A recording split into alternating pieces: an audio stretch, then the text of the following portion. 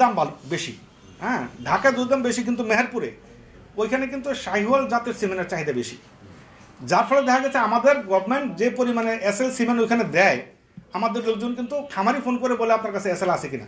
আমাকে মাসে দিচ্ছে শাহিওয়াল, এসএল মানে শাহিওয়াল একটা ব্রিড, লাল লাল গরুটা। আপনার কি ওটা আমি জানি, আপনার শুধুমাত্র কি শুধু এই সিমেন্ট যে এইটা প্রজনন এইটার মধ্যে আছে না আর কোনো কিছু কাজ? আমরা সরকারিভাবে আমাদের নিয়োগ দেওয়ার সময় তাদের একটা 300 টাকা স্ট্যাম্প, একটা নন রেজিস্টার্ড স্ট্যাম্প একটা স্বাক্ষর হয়।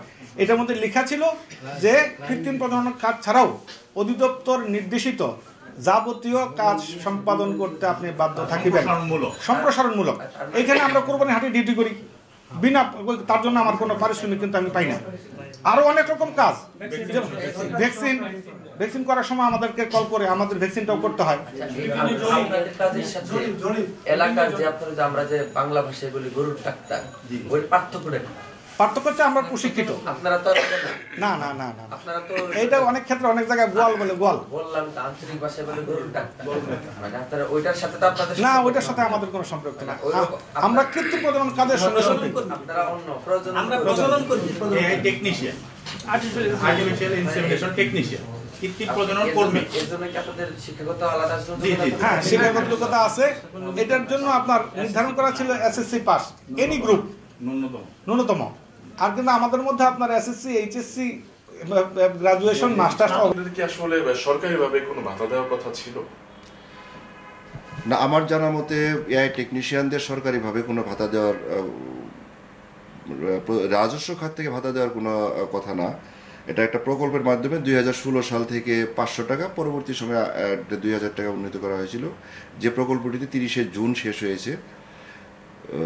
তো বর্তমান প্রেক্ষাপটে সরকারি রাজস্ব খাত থেকে ভাতা দেওয়ার কোনো কথা এখনো আসে নাই। কিন্তু ওনারা এখন যে আন্দোলনে যাচ্ছেন, এটা কি আসলে যৌক্তিক? তাদের আন্দোলন তো যে কেউ করতে পারে, বর্তমান সরকার তো আন্দোলনের ক্ষেত্রে স্বাধীনতা সবারই আছে। কতটুকু যৌক্তিক না অযৌক্তিক সেটা তাদের বিষয়। তবে বর্তমান প্রশাসন বা বর্তমান সরকার, 6 মাস বয়স, বর্তমান প্রশাসন যারা এখানে কাজ করছেন, মহাপরিচালক থেকে শুরু করে ডাইরেক্টর, যারা সব 1 মাস 2 মাস এই অল্প সময়ে কাজ করছেন, তারা এআই টেকনিশিয়ানদের মাঠ পর্যায়ে তাদের যে অবদান, সেই অবদানের কথা স্বীকার করে তাদেরকে প্রকল্প শেষ হওয়ার পরেও মাঠ পর্যায়ে তাদেরকে কর্ম যাতে করতে পারে সেই ব্যবস্থা তাদের রেখেছে।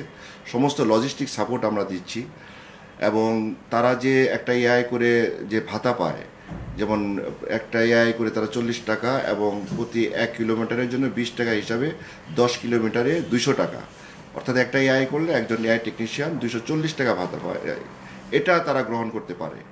সেই হিসাবে আত্মকর্মসংস্থানের জন্য তাদের মাঠ পর্যায়ে রেখে আছে এখনও, এবং একটি নতুন প্রকল্প নেওয়ার জন্য বর্তমান প্রশাসন চেষ্টা করছেন। ইতিমধ্যে ফিজিবিলিটি স্টাডির ক্ষেত্রে প্রকল্প পাস হয়েছে, এবং ফিজিবিলিটি স্টাডি কার্যক্রম সমাপ্ত হয়ে গেলে নতুন প্রকল্প গ্রহণ করা হবে।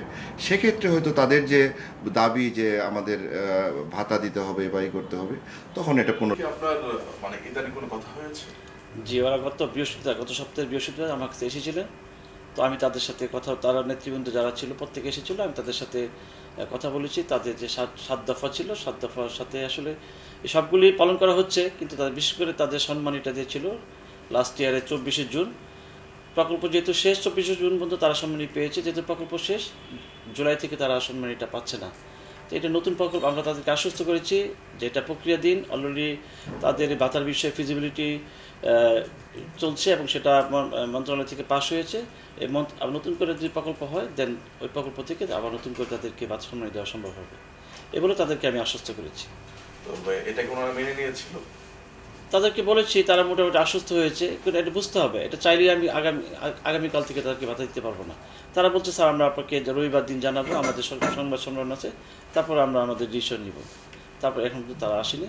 তা আমরা আশা করি তারা তাদের আসলে তাদের একটা যৌক্তিক দাবি, তারা দাবিও করতে পারে, তারা আন্দোলন করার সক্ষমতা সবারই আছে, তো তারা দাবি আশা করতে পারে। কিন্তু আমরা তাদেরকে বলেছি সময় লাগবে, আমাদের নতুন প্রশাসন এসেছে, আমাদের পরিচালক মহোদয় অত্যন্ত আন্তরিক এই বিষয়ে, আমরা নিজেরা প্রত্যেকে আন্তরিক, এবং আমরা এটা অন করি।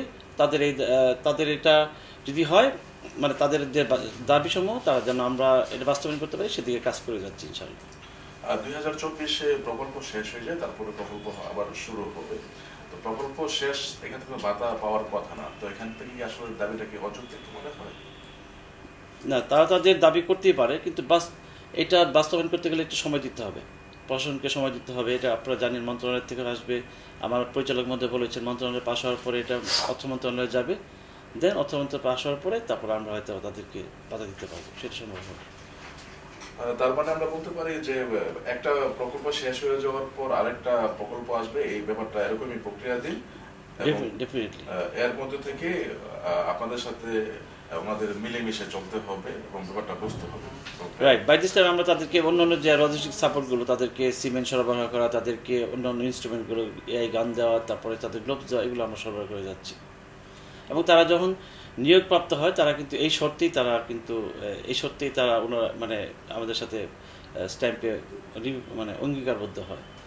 আপনারা প্রত্যেকে যারা যত সারা বাংলাদেশে প্রায় 5000 এই টেকনিশিয়ান আছে, তারা প্রত্যেকেই নিয়োগের সময় এই স্ট্যাম্পে তারা মানে অর্থাৎ অঙ্গীকারবদ্ধ হয়। ওনারা আমাদের প্রেস ব্রিফিংয়ে লিখেছেন যে 5000, কিন্তু আপনাদের অফিসিয়ালি মনে হয় 5000 এর চেয়ে কম আছে, 4500 কতজন এরকম মনে হয়। আমি বলছি প্রায় নিয়ার অ্যাবাউট 4.5 থেকে 5000 এরকম সারা বাংলাদেশ, সেটা আমার পরিচালক মধ্যে ভালো জানবেন। ওনারা স্ট্যাম্পে চুক্তিবদ্ধ হওয়ার পর আবার দাবিটা ব্যাপারটা কি এরকম একটু স্ট্যাম্পে চুক্তি এটা তাদের দাবি, তারা আগে যেহেতু পেয়ে আসছে, তাহলে এখন হঠাৎ করে বন্ধের কারণে তারা এরকম দাবি, আসলে এরকম দাবি না, তারা এটা দাবি করতেই পারে, যে কেউ আন্দোলন করতে পারে যে কোনো বিষয়ে। তো যেহেতু আগে ভাতা পেয়ে আসছিল, ভাতাটা যেন বন্ধ না হয় সেই কারণে তারা এই দাবিটা করেছে। এবং আমরা অলরেডি আন্তরিকতার সহিত তাদের যেন ভাতা পায় ভবিষ্যতে, সেভাবে আমাদের প্রশাসন, আমাদের ডিজি মহোদয় থেকে শুরু করে সবাই আন্তরিক এবং সেভাবে কাজ করে যাচ্ছে।